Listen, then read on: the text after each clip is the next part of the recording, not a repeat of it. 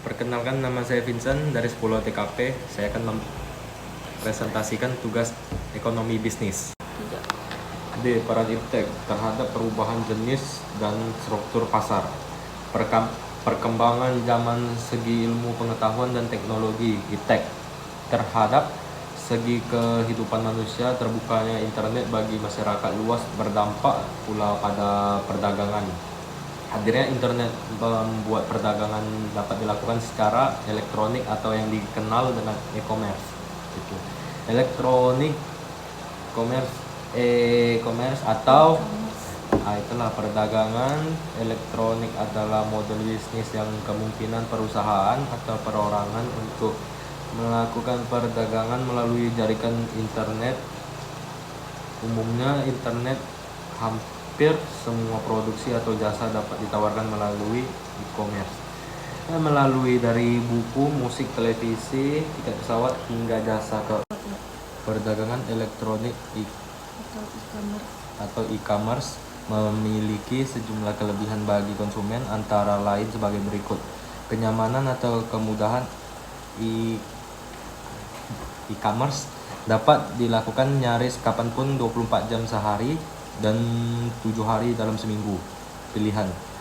Banyak toko yang menyediakan lebih banyak pilihan barang secara daring e-commerce dibandingkan di toko fisik mereka sendiri. Terdapat juga toko-toko yang hadir secara daring. Tanpa ada toko fisik, toko-toko ini dapat memberikan berbagai barang yang sebelumnya mungkin sulit diperoleh konsumen. Di sisi lain, e-commerce memiliki sejumlah kekurangan bagi konsumen, antara lain sebagai berikut. Pelanggan konsumen yang terbatas. Jika Anda ingin membeli komputer secara daring, tidak ada pegawai yang dapat Anda tanyakan secara fisik mengenai komputer mana yang paling cocok untuk Anda. Tidak ada kepuasan instan. Ketika Anda membeli suatu produk secara e-commerce, Anda tidak dapat mendapatkannya segera dan harus menunggu produk dikirimkan. Produk tidak dapat dilihat dan disentuh. Mungkin terdapat foto produk secara e-commerce, tetapi belum tentu sesuai aslinya. Konsumen dapat kecewa ketika produk yang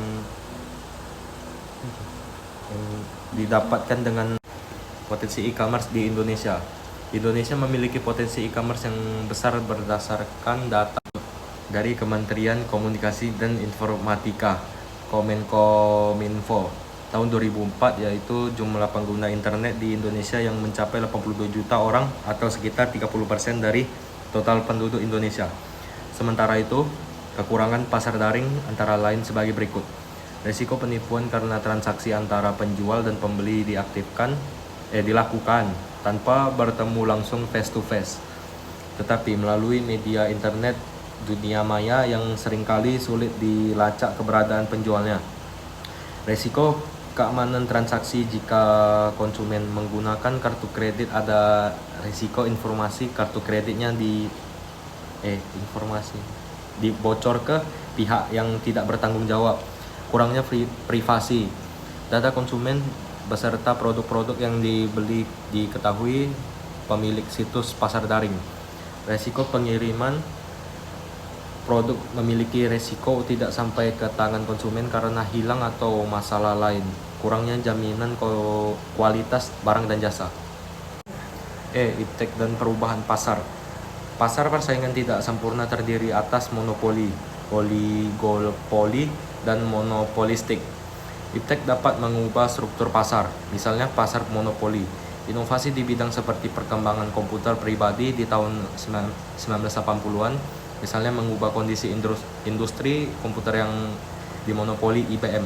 Contoh lainnya adalah monopoli telepon yang awalnya dipegang oleh perusahaan telekomunikasi besar karena hanya mereka yang mampu memasang telepon rumah.